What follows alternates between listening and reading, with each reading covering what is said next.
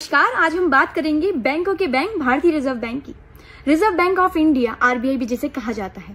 क्या आप जानते हैं आरबीआई क्या है, आरबीआई क्या करती है, आरबीआई नोट कैसे छापती है, आरबीआई नोट कहाँ छापती है और एक नोट को छापने में कितने रुपए लगते हैं? अगर नहीं तो ये वीडियो आपके लिए है।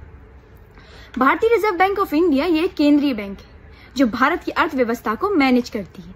वर्तमान समय में आरबीआई का मुख्यालय मुंबई में स्थित है। अब आरबीआई के कार्य की बात करते हैं तो नोट जारी करना।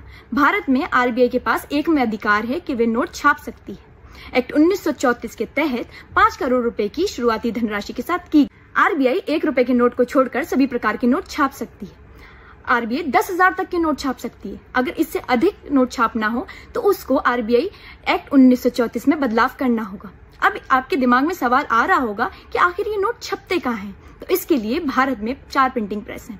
मध्य प्रदेश के देवास में, महाराष्ट्र के नासिक में, वेस्ट बंगाल के सलबोनी में और कर्नाटका के मैसूर में, जिसमें से देवास और नासिक वाले प्रिंटिंग प्रेस भारत सरकार संभालती है और बाकी की 2 मैसूर और सलबोनी वाले आरबीआई संभालती है।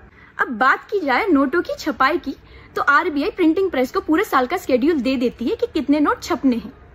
ये डेटा वे अपने 19 रीजनल बैंकों से कलेक्ट करती है और एक गणना बिठाती है कि कितने नोट छपने हैं, कितने नोट पिछले साल रद्द किए गए, कितने नोट सर्कुलेशन में हैं, कितने नोट को। अब सबके दिमाग में एक सवाल आता है कि आरबीआई और भारत सरकार के पास नोट छापने का अधिकार है तो वे जरूरत के हिसाब से नोट क्यों नहीं छाप लेते? तो इसका जवाब ये है, जो नोट अपने पास है वो महज एक कागज का टुकड़ा है। अगर उस पे गवर्नर ऑफ आरबीआई की सिग्नेचर नहीं, गवर्नर ऑफ आरबीआई की सिग्नेचर के बाद उस 10 रुपए के नोट की वैल्यू हो जाती है और ये आरबीआई के लिए लायबिलिटी बन जाती है। अब सवाल ये है कि आरबीआई के पास ऐसा क्या है जिससे आरबीआई गवर्नर नोट पे प्रॉमिस करता है?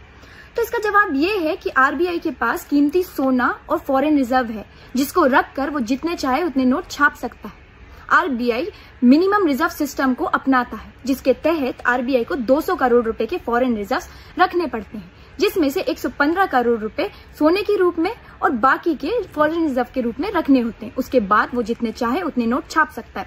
अगर ज्यादा नोट छप जाते हैं तो करेंसी की वैल्यू कम हो जाती है। अब बात करते हैं नोट को छापने में कितने रुपए लगते हैं। तो 10 रुपए के नोट को छापने में 1 रुपए 19 पैसे लगते हैं। वहीं 20 रुपए के नोट को छापने में 10 रुपए से कम पैसे लगते हैं, यानी कि 1 रुपया।